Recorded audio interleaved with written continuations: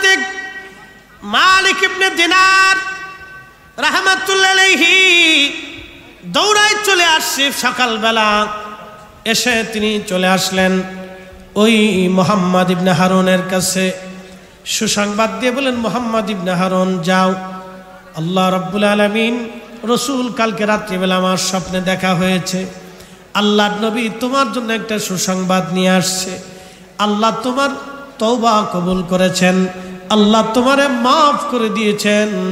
তবে শোনো, কিয়ামতের মাঠে রব্বুল আলামিন তোমার মায়ের সামনে তোমার বিচারের কাঠগড়ায় দাঁড় করাবে।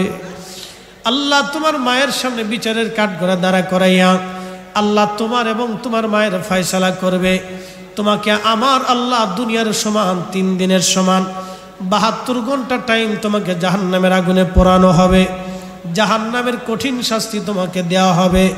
হে মুহাম্মদ ইবনে হারুন সমরকন্দি, 3 দিন পরে তোমার মায়ের দয়া হবে, ওই দয়ার কারণে আল্লাহ তোমাকে মাফ করে দিবে, জাহান্নাম থেকে তোমারে বের করে তোমার মায়ের সঙ্গে তোমাকে আল্লাহ জান্নাত দিয়ে দিবে। একবার জোরে বলা যাবে কি সুবহানাল্লাহ।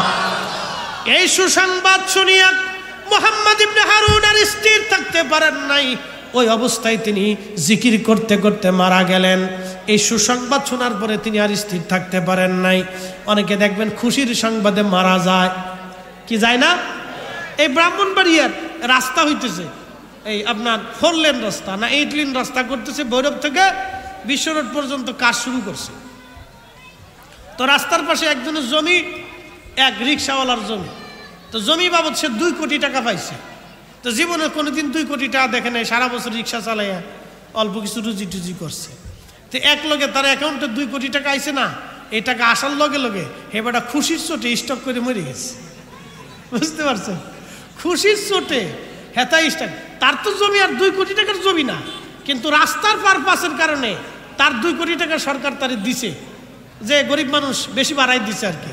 তো অফিসার আমার ভালো ছিল, তো যাই হোক 2 কোটি টাকা পাওয়ার পরে তার অ্যাকাউন্টে দিছে, হাতে দিছে না, অ্যাকাউন্ট করে তার অ্যাকাউন্টে জমা করে দিছে। যখনই শুনছে তার অ্যাকাউন্টে 2 কোটি টাকা আইছে, হ্যাঁ তার খুশির চোটে স্টক করে জায়গায় বেড়ে হয়ে গেছে। তো মুহাম্মদ ইবনে হারুন সমরকন্দি হেতে 40 বছর ধরে তওবা করতেছে, মাফ হয় না।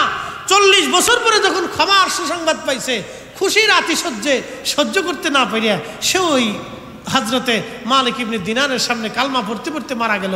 মালিক ইবনে দিনার তার নিজের জানাজা পড়াইলেন, দাফন কাফন করে বলেন, হ্যাঁ দুনিয়ার থেকে একজন বান্দা আল্লাহর মকবুল হইয়া কবরে গেল, আল্লাহ তারে মাফ করে দিল। একসাথে জোরে বলা যাবে না মারহাবা? তো আল্লাহ যদি আমরারে মাফ করে দেয়, এর চাইতে বড় সওয়াব আমাদের জীবনে আর কিছু নাই। কথা কোন ঠিক কিনা? এখন আপনাদেরকে প্রশ্ন করি, তাহলে মরহুমদের জন্য কি দোয়া চলবে না বন্ধ হবে? চলবে না বন্ধ হবে? দোয়া চালাবেন, এটা বন্ধ করেন না। কার দোয়ার কারণে কবরে আযাব মাফ হবে আমরা জানি না, এটা আমরা বলতে পারবো না। ইহসান করেন, মানুষকে ইহসান করেন, দয়া করেন, দয়া করেন। আপনার দোয়া যদি এক মরহুমের কবরে আযাব মাফ হয়, এটা তো অনেক বড় পাওয়া ভাই। মানুষকে দয়া করেন, কিছু সময় মানুষকে দয়া করেন। আল্লাহ রাসূল বলতেন, নাহাইতুকুম আন জিয়ারাতিল কুবুর ফাজুরুহা, তোমাদেরকে কবর জিয়ারত নিষেধ করতাম, এখন থেকে কবর জিয়ারত করো, বেশি বেশি করে কবর জিয়ারত করো।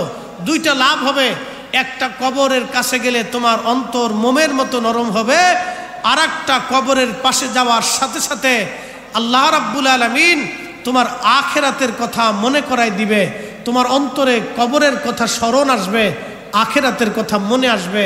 এই জন্য তোমরা কবরের পাশে যাও, কবরের পাশে যাও, কবরের পাশে যাও। আল্লাহ আমাদেরকে অধিক পরিমাণে কবর জিয়ারত করার তৌফিক নসিব করুন, সকলে বলেন আমিন। কবর জিয়ারত করবেন তো ইনশাআল্লাহ? বাবা মার কবরের পাশে যায় দাঁড়াবেন, জিয়ারত করবেন। আমি সিলেটে দেখছি প্রত্যেক জুমাতে ওরা কবর জিয়ারত করে। হযরত ফাতিমাতুজ জাহরা রাদিয়াল্লাহু আনহা, তিনি মদিনা থেকে হাওদায় সরে প্রত্যেক জুমাতে হযরত আমির হামজা রাদিয়াল্লাহু আনহুর মাজার শরীফের পাশে যায় জিয়ারত করতেন, দোয়া করতেন। দাদার কবর জিয়ারত করে কাঁদতেন, দোয়া করতেন। হযরত ফাতিমাতুজ জাহরা রাদিয়াল্লাহু আনহা, আপনারাও দাদা দাদি নানা নানির কবরের পাশে দাঁড়াইয়া দোয়া করবেন। এগুলি তো উঠে যাচ্ছে, ভুলে যাচ্ছে মানুষ। কবর জিয়ারত করা তো ভুলেই যাচ্ছে, কবরের পাশে যেতেই চায় না। যাবেন কবরের পাশে যাইয়া দুয়ার জিয়ারত করবেন, গোরস্থানের পাশে যে জিয়ারত করবেন। প্রত্যেক নামাজের পরে মরহুমদের দুয়ায় শরিক রাখবেন, অনেক দামি ইবাদত। প্রত্যেক নামাজের পরে মরহুমদেরকে দুয়ায় শরিক রাখবেন। আল্লাহ প্রত্যেকের তৌফিক দিক, সকলে বলে না আমিন। এগুলি করবেন, এগুলি অনেক বড় দামি কাজ। আপনার যদিও এগুলি সহজ এবং নফল মনে করেন যে না করলেও তো চলবে, হ্যাঁ ভাই না করলেও চলবে, কিন্তু করলে মরহুমের লাভ। বলে কি আপনাদেরকে আরেকটু বুঝে, আল্লাহর নবী রাসূল কারীম সাল্লাল্লাহু আলাইহি ওয়াসাল্লাম তিনি দুই কবরের পাশ দিয়ে যাচ্ছিলেন। খুব মনোযোগ দেন, দুইটা কবরের পাশ দিয়ে নবী যাচ্ছেন। আল্লাহর নবীর কাস্ত জিন্দা, তিনি মুস্তাজাবাতুদ দাওয়া, দোয়া করলে কবুল হয়ে যাইতো। আল্লাহর নবীর কাশ জিন্দা, তিনের কলিজা খোলা, রহমতের নবী রাহমাতুল লিল আলামিন। তিনি কবরের পাশ দিয়ে যাওয়ার সময় পাশেই একটা খেজুরের গাছ ছিল। এই গাছের উপরে আল্লাহর নবী এক সাহাবীকে বললেন, সাহাবী ওই খেজুরের গাছ থেকে তোমরা একটা ডাল কেটে নিয়ে আসো। সাহাবী ডাল কেটে নিয়ে আসলেন। রাহমাতুল লিল আলামিন নবীজি ওই ডালখানা কেটে, ওই ডালখানা কাটার পরে রহমতের নবীজি দুইটা ডালটাকে দুইটা টুকরা করলেন। একটা টুকরা একটা কবরে গাড়লেন, আর একটা টুকরা আর এক কবরে গাড়লেন। গাড়ার পরে রহমতুল লিল আলামিন নবীজি দুই কবরে গেড়ে দেওয়ার পরে সাহাবীরা বলেন, হুজুর জীবনেও তো এরকম কোনো দিন দেখি নাই, দুই কবরে দুইটা ডাল কেন গাড়লেন আপনি? আল্লাহর নবী বললেন, সাহাবীরা রে, দুই কবরের মধ্যে আযাব হয়, আমি দেখতেছি তোমরা দেখো না। এক কবরের মধ্যে আযাব হয়, এক কবরের মধ্যে আযাব হয় চগলখুরি করার জন্য, আর এক কবরে আযাব হয় পেশাব পায়খানা থেকে পাক না হওয়ার জন্য, পবিত্র না হওয়ার জন্য এবং পর্দা না করার জন্য। প্রথম যেই কবরে আযাব হয় পেশাব পায়খানার থেকে পবিত্র না হওয়ার জন্য। ও যুবক ভাইরা, আপনারা অনেক সময় পেশাব করেন কিন্তু ঢিলা কুলুপ ব্যবহার করেন না। না না না, অবশ্যই ঢিলা কুলুপ ব্যবহার করবেন। এখন আমাদের কি হয়েছে, আপনারা অবশ্যই ঢিলা কুলুপ ব্যবহার করবেন। এখন আমাদের টিস্যুর ব্যবস্থা আছে, মাটির ব্যবস্থা আছে, আপনারা ঢিলা কুলুপ ব্যবহার করবেন, ঢিলা কুলুপ ছাড়া থাকবেন না। মুসলমান রামচন্দ্রপুরবাসী, মুরাদনগরবাসী, আল্লাহর নবীজি বললেন ঢিলা কুলুপ ব্যবহার না করলে কবরের মধ্যে কঠিন আযাব হয়। যুবক বন্ধু, আপনাদেরকে বলতেছি ঢিলা কুলুপ অবশ্যই ব্যবহার করবেন, ঢিলা কুলুপ ছাড়া আপনারা থাকবেন না। কারণ ঢিলা কুলুপ ব্যবহার না করলে কবরের মধ্যে কঠিন আযাব হয়। আবার অনেকেই প্রস্রাব পায়খানা করার সময় পর্দা করে না, অনেকেই পর্দা করে না। এই যে সগলখুরি, বাংলাদেশে এমন কোনো গ্রাম নাই যে গ্রামে সগলখোর না আছে।